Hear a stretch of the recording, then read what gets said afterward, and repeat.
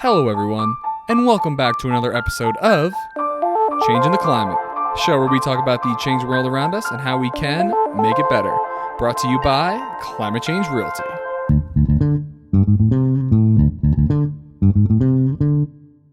All right, everyone, and we are back, of course, with another episode. I am very lucky and excited to have Mr. Dave Gardner on the show. Dave, thanks so much for being here, man. Glad to be here. Thanks for the invite. You're very, very welcome, and I love to get this show started with a little bit of background on who you are and how you got to be doing what you're doing at the moment. Well, I'm a longtime professional filmmaker. Had my own business, really mostly producing films for Fortune 500 companies for over 30 years, and helping those companies grow their revenue and grow their profits frequently, and also helping them produce some spin and propaganda in the process. So I really got a good education in tools that could be used for what I ultimately came to decide was better purposes, which is really saving the planet. So about 15 years ago, I decided to produce a documentary that no one was going to pay me to produce, but was a story that I really felt needed to be told. And that was really kind of exploring our culture's obsession with growth.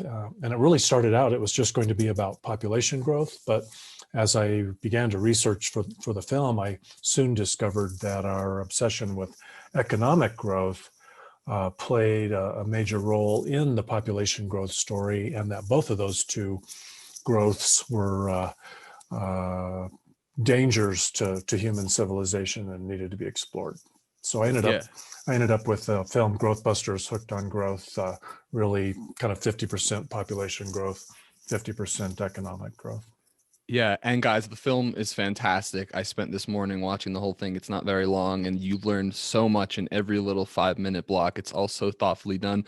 How long did it take to go from conception to a completed film? So you said you started 15 years ago, but the film was released about a decade ago. So did you spend a long time making it?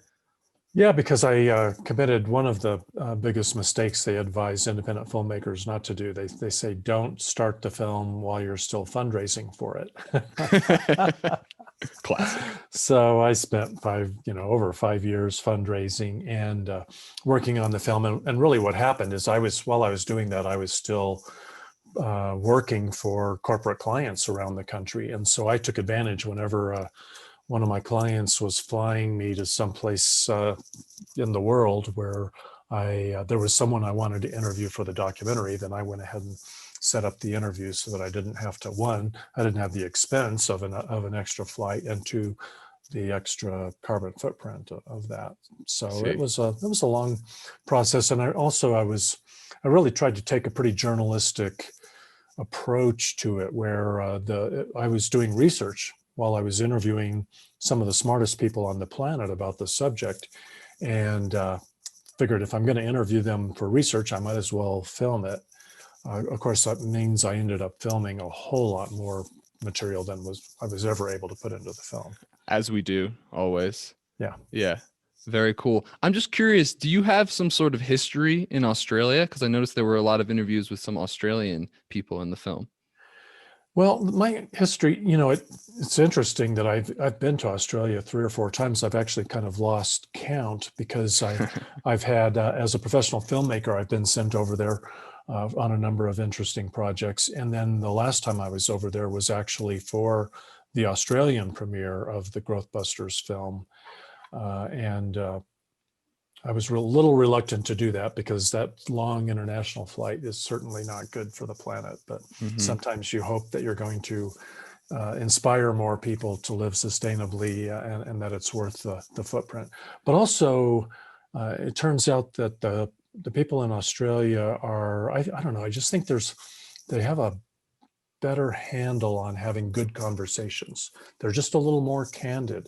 So I think they're ahead of people in North America in terms of just discussing overpopulation and the perils of everlasting economic growth. So there were some sharp people that needed to be interviewed, and there was actually a multimillionaire in Australia who provided some decent funding for the film. One day I came home, picked up a voicemail, and I had a message from this guy saying, "Hi, my name is Dick Smith. You may or may not know me. I'm a multimillionaire. You can look me up on Wikipedia, but I just found out what you're doing. I love what you're doing. I'm sending you a check. Give me a call." Yeah. Oh, I love Australia. I spent a year there. I couldn't resist. And I understand this conundrum we have with the whole emissions and the flights. And it's so hard to be perfect when there's so many challenges in front of us.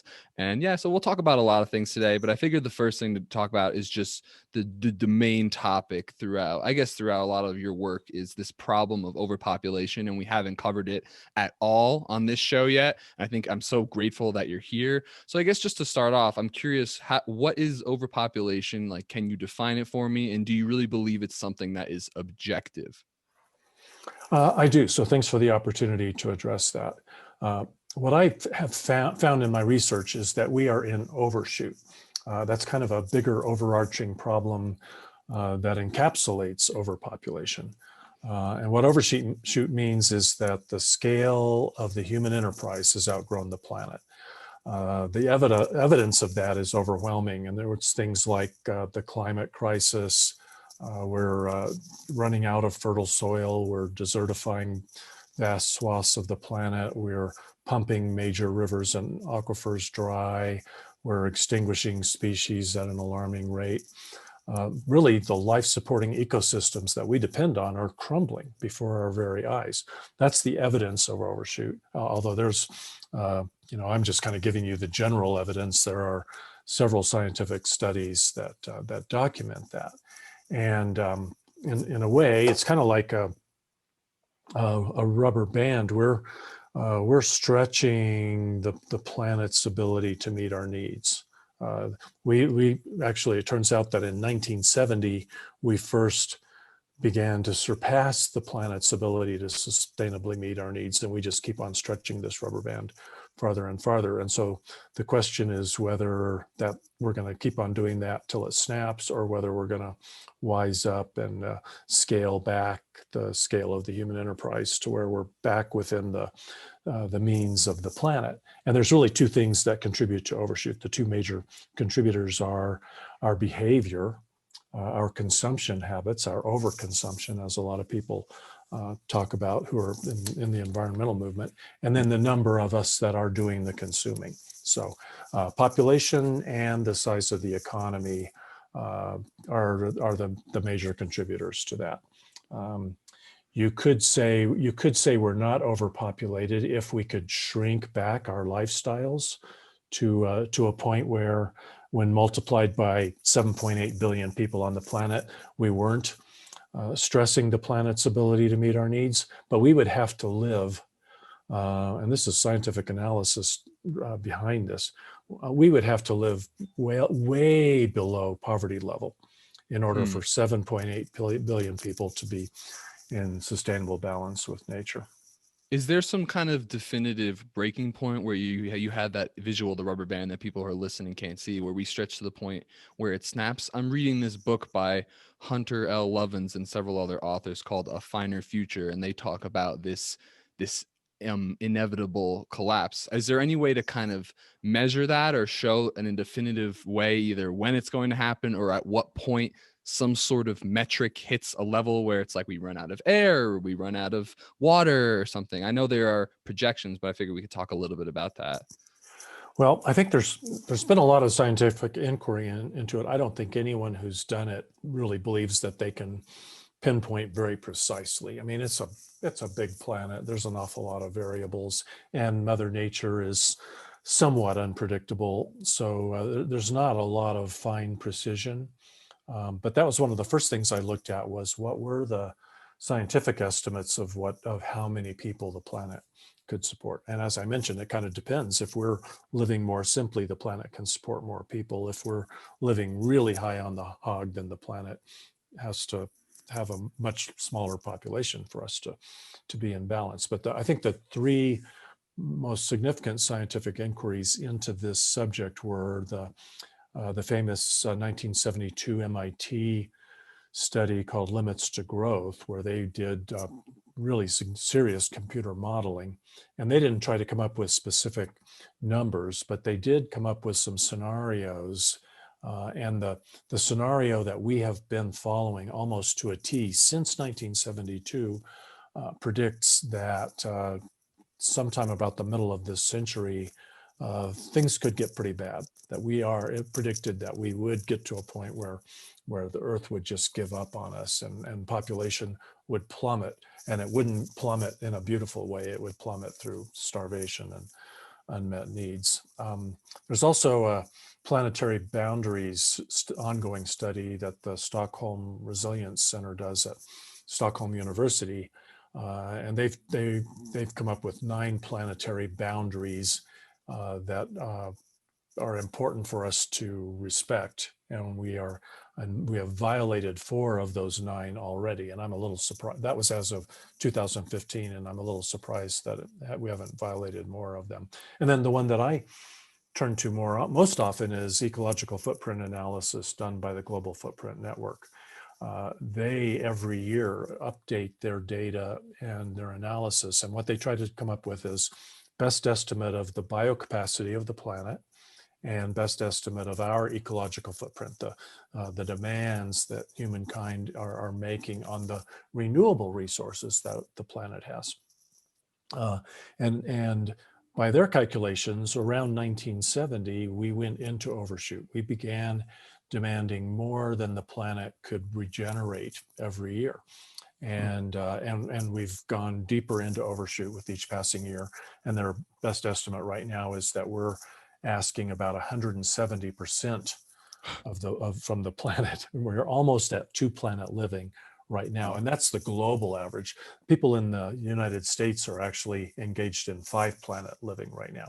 If everyone around the world lived like we do, it would take 5 planets to meet that lifestyle demand without continuing to injure the ecosystems that we need to meet our needs in them. So I'm curious how you spent most of your career working on films. I'm curious how you got to the point where you were kind of pivoting. Sounds like most of your time is spent focusing on these types of issues now. I'm curious where the kind of change started. What got you interested in these topics? Well, partly because I was fundraising for the movie, and then also because I was just a crusader. I became a crusader for sustainable thinking and living while I was making the film, that it just became my life. And it was clear by the time I finished the film, there was so much more for people to learn than what I could communicate in one feature-length documentary.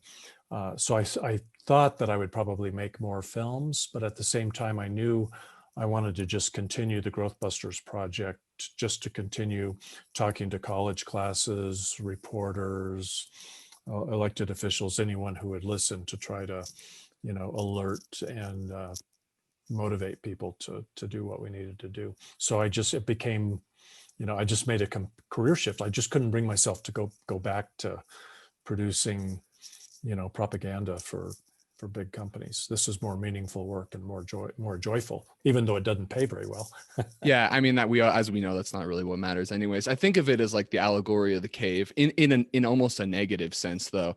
It's like, once if you are a person with a high sense of responsibility and you become very educated on what's going on in the world, it's almost been very difficult to go back to, like, I don't want to say like making comedy films, because it does make the world like a better place, but something where you're perpetuating this system that you disagree with. And I think there's more and more people who are educated now, so there's more and more people who are passionate about these topics. So yeah, I guess that's a good transition to get into talking about your view of how the current global economic system functions at the moment. Well, so you say economic system, so you're talking about the economy. So what I would say is, what do you think is the purpose of the economy? What's it for? It would seem to be either, the 2 words that come to mind is technological evolution, and that would be one, and then growth would seem to be the other. Sorry, not growth, consumption, actually. Evolved processes and consumption would be what comes to mind for me.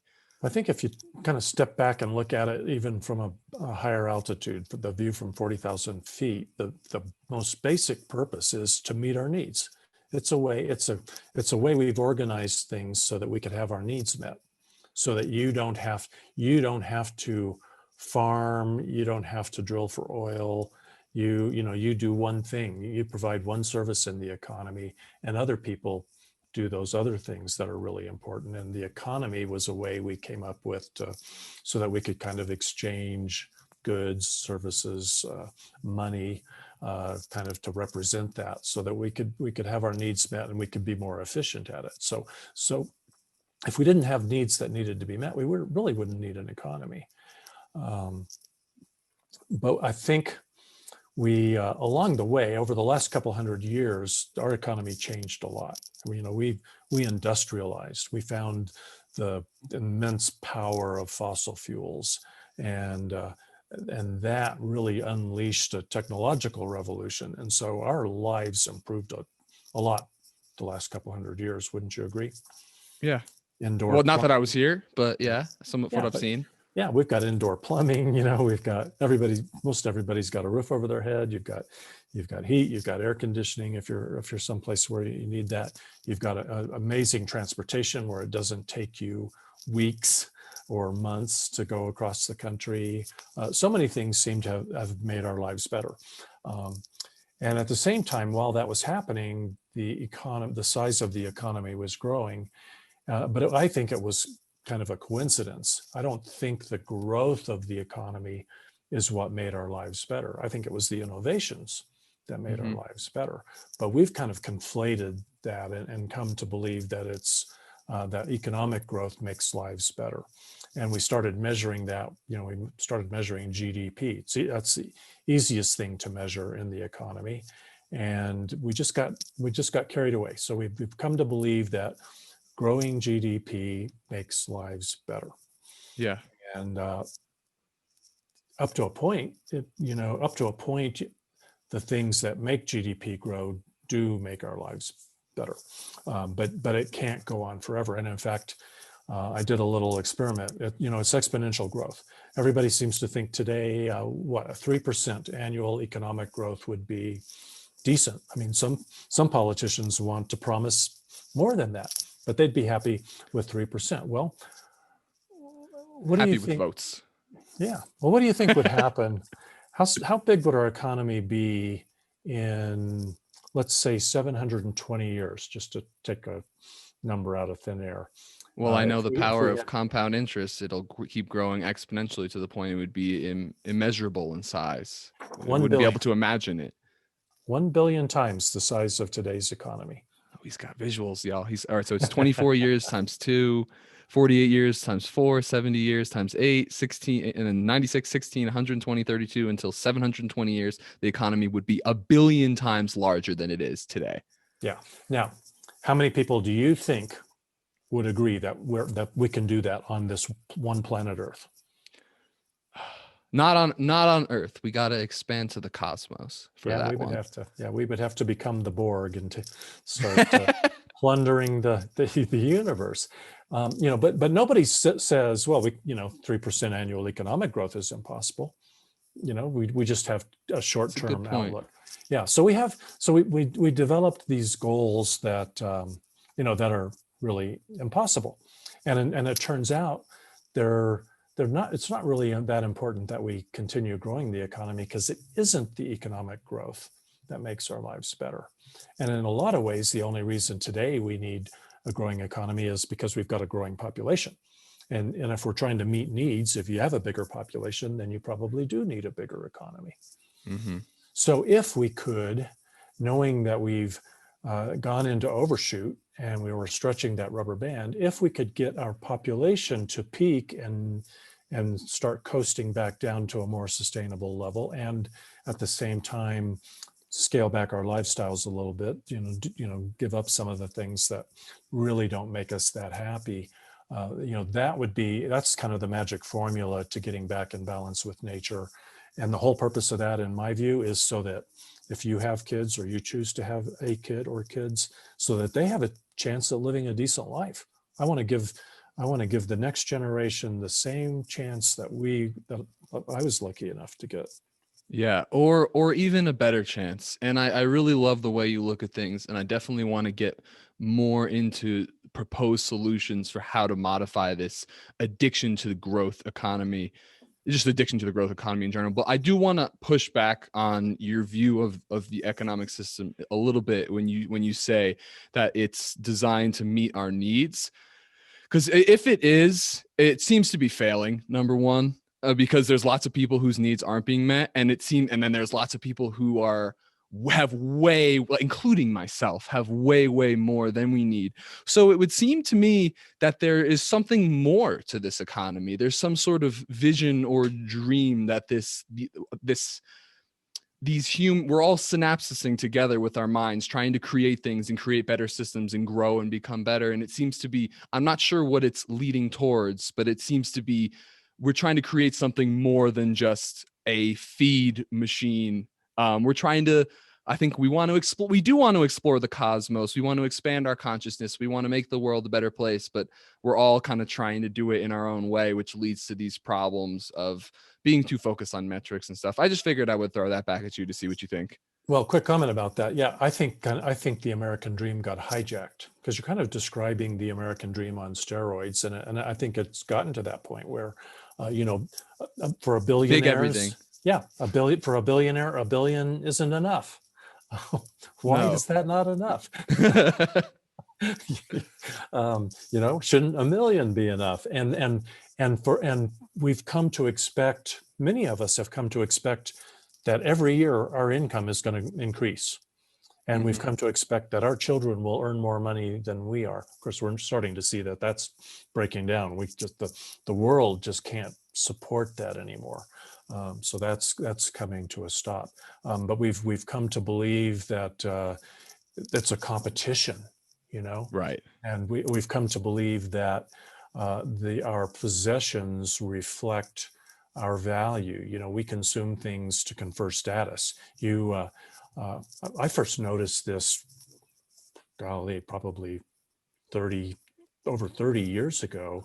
I remember the first time I noticed. One of my clients, we had just finished a shoot, and he was getting into his car to drive away from the shoot, and he was getting into a Mercedes Benz, which we all know is not an inexpensive car. And Mm-hmm. I found myself, I envied that. I said, wow, this guy's successful. Look at that car. And I looked at Oh, psh.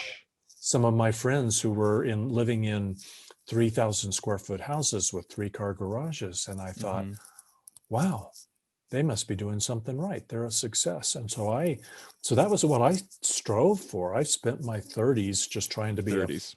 I had I had 2 kids. I wanted to be a good provider, and I looked around and I thought, wow, the people who are successful, they're driving really nice cars, they're in big houses, and so that's what I wanted. And so when I did finally, kind of, you know, hit the American dream milestone for me, where I first had a house with a 3-car garage, I thought I had arrived. Well, what a bunch of BS that is when you really think about it. Yeah. It's pretty meaningless, but a lot of the world is still working just like that. Well, what I don't think people realize, and this is a personal opinion, whatever, I think you've arrived when you have a loving family that you care nothing more about in the world. And I think that that's something that needs to be communicated more and more. So it's not the nice house, it's the people who are in it. I guess I want to talk about your solutions to how we can modify this growth economy.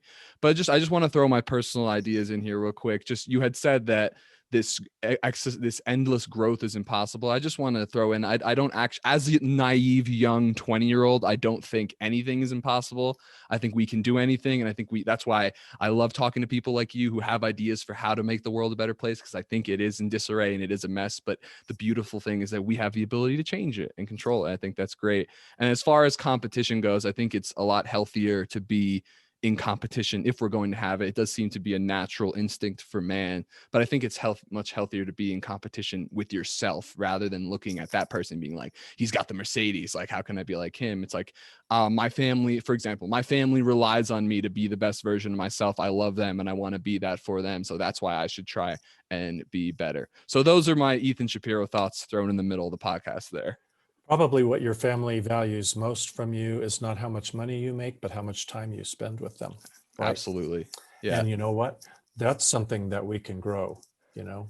Uh, it's I kind of like the cliche, no one on their deathbed ever wishes they spent more time at the office. What 100%. do they wish?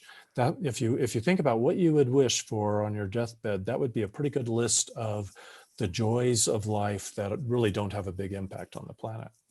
Absolutely. And one of the things I love from the film is in them when so those is like get us talking about the solutions to change this economy is how you talked about how I don't know if it was like Americans work 20, was it like 21 hours a week instead of like 40 hours a week? Do you remember what I'm talking about?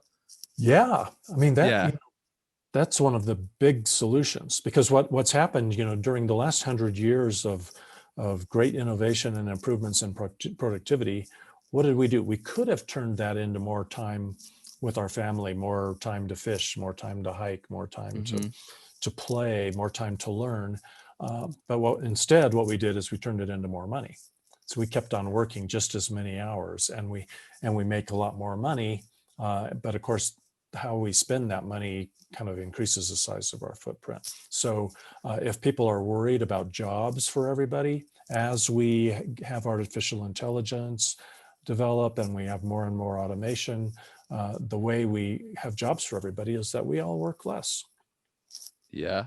And I think one of the things that isn't talked about enough is we're very cerebrocentric. I talked with this Phil Taylor from Mad Ag about this a lot. I think there is like especially for me trying to run my own business, it's very important to balance mental health, physical health, spiritual health, emotional health. And what you're talking about where I mean, it's not like you're not working when you're with your family, we all know relationships take work. I just don't think it's not weighed into GDP. Like again, what does Andrew Yang talk about? Having more like maternity leave and stuff like that, having a human centric economy. I'm obsessed with stuff like this. And I really Uh-huh. believe we can use the system that's currently in place to build a better system, if that kind of makes sense. Yeah, and you look at the situation we're in now, where we have so many people who have lost work because of the pandemic.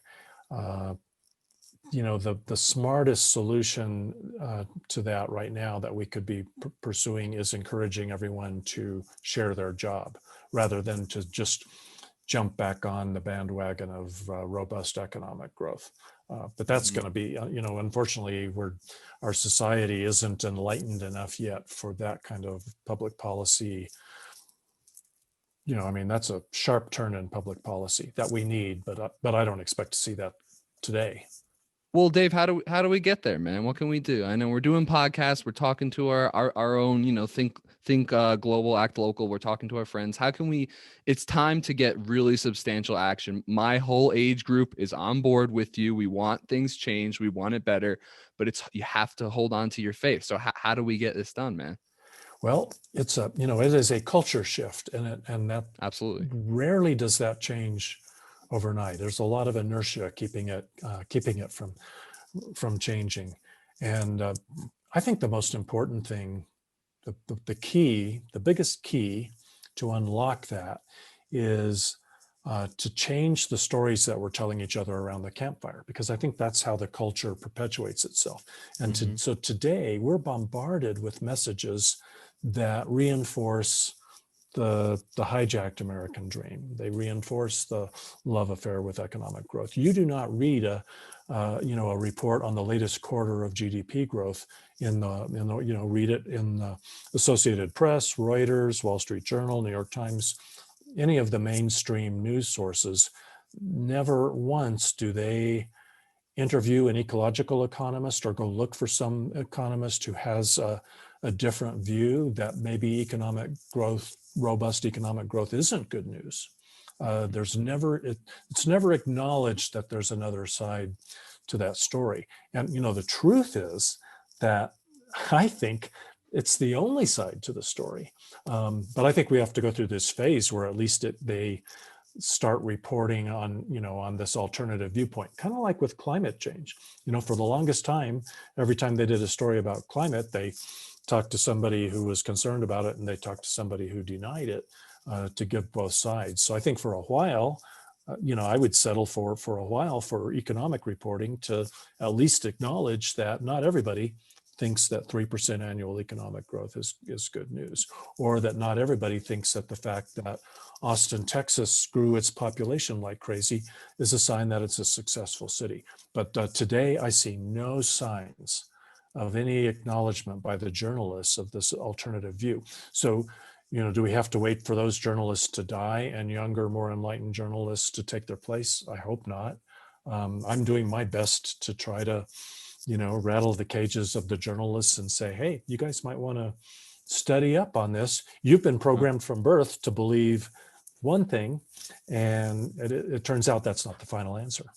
No, and it never is. And there's always this constant, continuous flow of evolution and personal growth and education. I think it's so important. And it's challenging because people really hold on to the beliefs they've been conditioned to have, because it's, to be frank, it's terrifying to come to have your foundation shattered, whether it's religious or like your educational beliefs. It's hard to then rebuild yourself from the ashes. But that's another non sequitur. I'm curious how you think things have changed since you actually released the film, because it's coming up on the 10-year anniversary this year, right? Yeah. Well, I wish that the report card was, wow, things have changed a lot, We but wish. things are changing a lot. Now, you mentioned your generation wants change, and I do see a whole lot more giving me hope just over the last few years. People are waking up. There's a lot more conversations about true sustainability. Overpopulation is, starting to be discussed again, and not be such a taboo topic. And there's really a groundswell of smart people and organizations really working hard to get governments to change their policy pursuit of economic growth. There's this coalition called the Wellbeing Economy Alliance that has a number of nonprofits and educational organizations all working together to do that. And there's a brilliant economist, Kate Rayworth, that wrote a book I can't recommend too highly, called Donut Economics. Okay. And she is being engaged by national governments and the governments of big cities to come in and advise them about, okay, how do we get into recovery from our growth addiction? It's pretty exciting.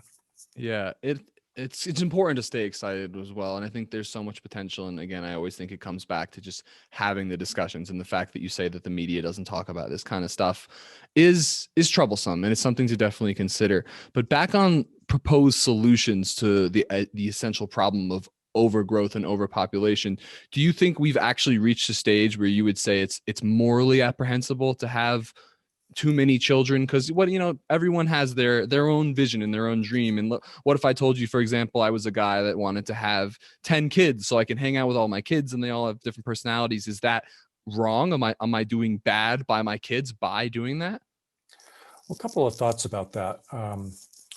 I don't think it's productive for me to judge you or anyone else. I think Well put. the most important thing is for us to judge ourselves. So, so my goal in my evangelism about the subject is to, I joke, if anybody puts up a tent, I'll show up and preach. And so thanks for putting up this tent. It's been an absolute pleasure already.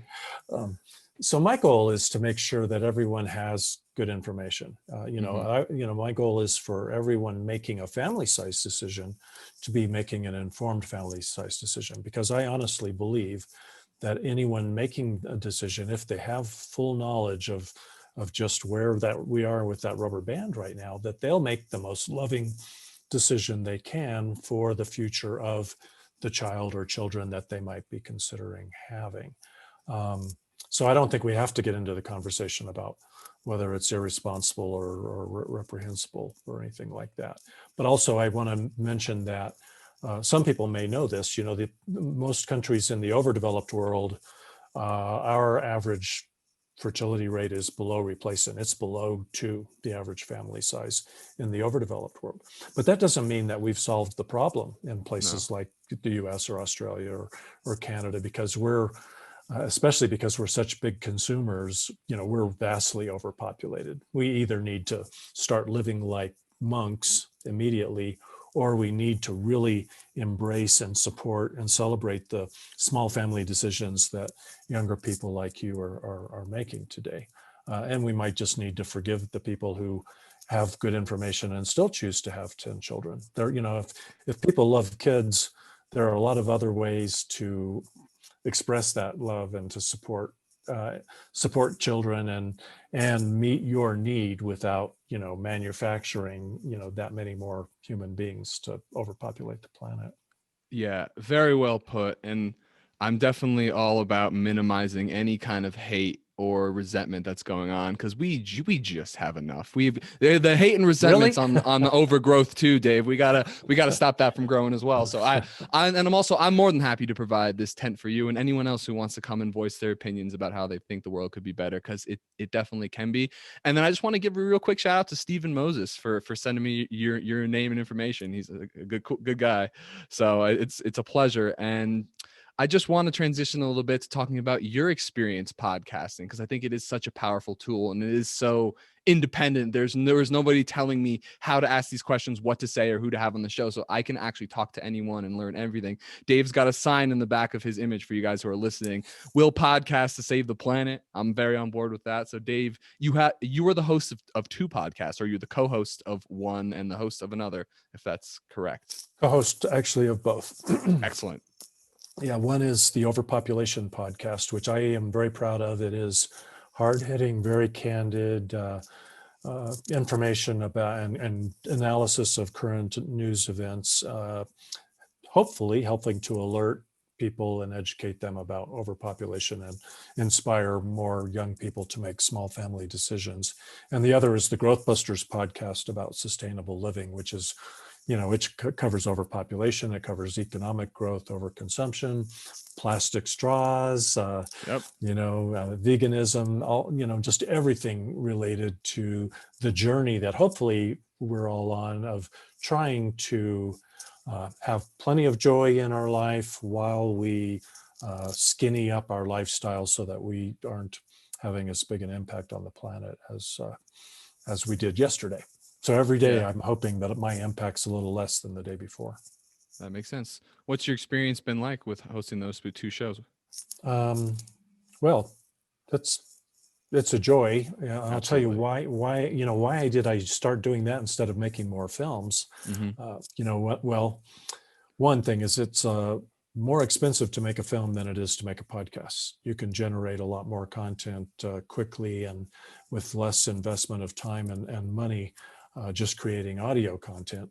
But two, in the era of YouTube, people's attention spans have gotten shorter and shorter. And so if you're making a video today, the first thing somebody does when they start to play your video is they look to see how long it is. Mm-hmm. And if it's longer than 2 or 3 minutes, you probably lose half of your audience right there. They're not going to watch even a 15-minute video, let alone a 1 hour or a 90-minute film. But people will listen to a longer podcast because they can listen while they're gardening, exercising, commuting.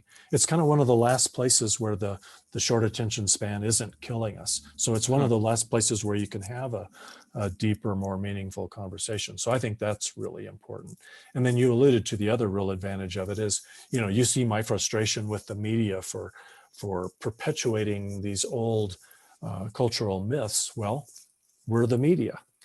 Yeah, it's beautiful. Yeah, if I could just get a few million people to listen to the podcasts that I co-host, I could make a bigger difference faster. Uh-huh. I'm competing with the New York Times and they still have me beat, darn it. Yeah, well, you're competing with Joe Rogan too, who's just Yeah. hilarious and Yeah. insightful.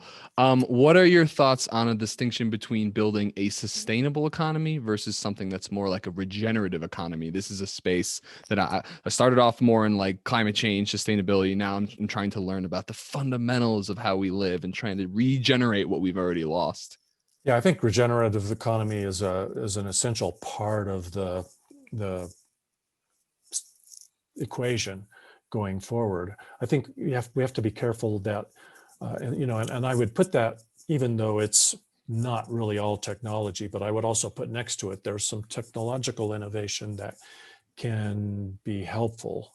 I tend to think that we put way too much faith in technology because there's so many unintended consequences of it. But there's some benefits from some technology. And I think we have to be careful not to rely on those so much that we think we can just keep on growing the number of Hmm. people that we serve.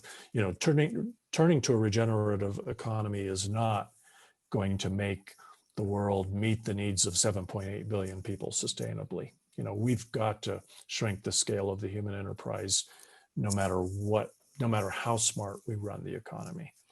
That's interesting. What makes you so certain about this? Because my next question was, do you believe it's actually impossible, basically what you just said, to have a steadily growing population and efficient resource use? What scientific metrics or whatever are giving you this certainty that it cannot be done? Even if we had amazing leaps and bounds in technology, you still seem to think, you're like, I don't know, man. Well, you're kind of describing what they call decoupling, where the economy can grow, but it's decoupled from the physical impacts on the planet, the damage that it does, the resources that it Yeah. requires, and all that. And there are some people who are doing some cheerleading for that, but they cherry pick the data. They're being misled by not full accounting, and there's really no evidence that there's a significant amount of decoupling that can be accomplished. There's just Yeah. some basic, there's just sort of some basic facts of life. And the scientists that have done the most serious inquiry to estimate how many people, what would be a sustainable population on the planet, the most credible estimates range between 1 and 3 billion. And we're over twice that. Yeah. So, so we have a lot of shrinking to do. So so that gives me no faith in being able to continue any kind of business as usual, but just while we just kind of tweak at the margins and improve our practices. Yeah.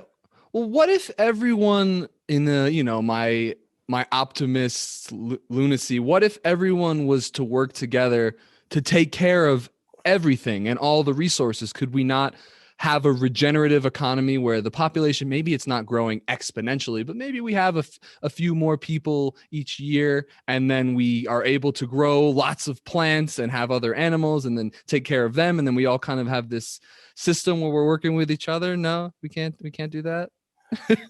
Well, Utopia. two answers to that. One is, what's so utopian about it? Is it really essential that we figure out a way for population to grow forever? We're already naturally choosing smaller families, and population, it's going to peak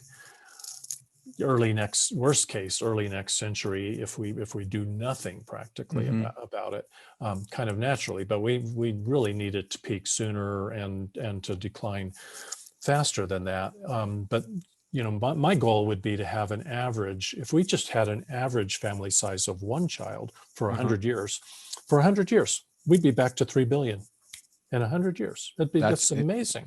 It's interesting. It's Yeah, interesting to know. yeah, Yeah. not that long. And that's an average. So that means, there could be some people who have 4 kids, and a Mm-hmm. lot of people who chose to go child free, and a lot of people who chose to have one child. So it's not a big limit. And I want to be sure I'm clear that I'm not proposing that we dictate or legislate anyone's decisions.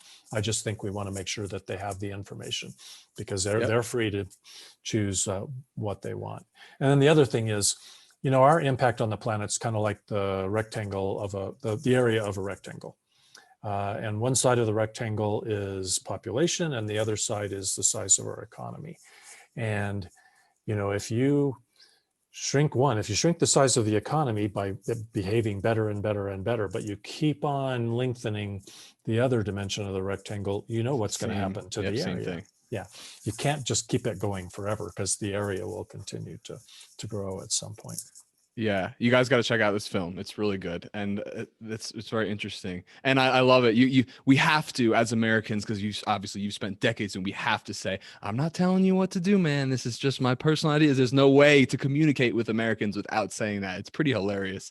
But I guess what holds me back from jumping into the overpopulation is a problem, I'm against it thing, is just that everyone is special and unique, and I see the value in every person. But when you put it like, if we all work together to have less future people, as in if the person doesn't already exist and we could all be better off with less people, it's definitely very compelling. So thank you for that, Dave.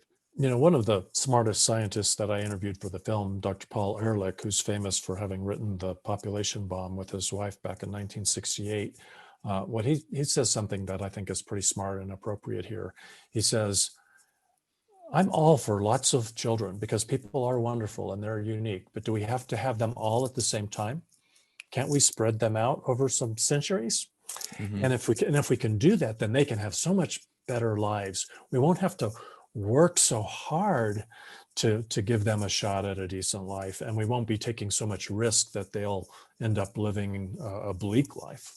Yeah, and I think it's definitely fair to say in this country, or generally speaking, we focus way too much on instant gratification and getting things done now. And we create these false metrics that you have to get this done by this year and hit this quarterly report, or else you're a failure. So I think it's very beneficial for people to have this bigger vision and see that they're part of something more, and there is a future. There's a future beyond your life. It's just something valuable to talk about. So at the end here, I just would love to get your thoughts on when I say let's talk about the next generation, like what comes to your mind, and what kind of advice would you give to people like Gen Z, millennial, just kind of coming of age and involved in this mess?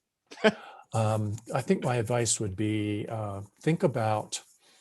what uh, think about what brings you joy. There are lots of opportunities for more joy, and and focus on that, and don't get caught up in the old America, or it should be old, but the hijacked American dream, Mm-hmm. because that's just killing us. I think the best advice for somebody really young who's just starting to really kind of create their adult life Yeah. is, don't get on the treadmill.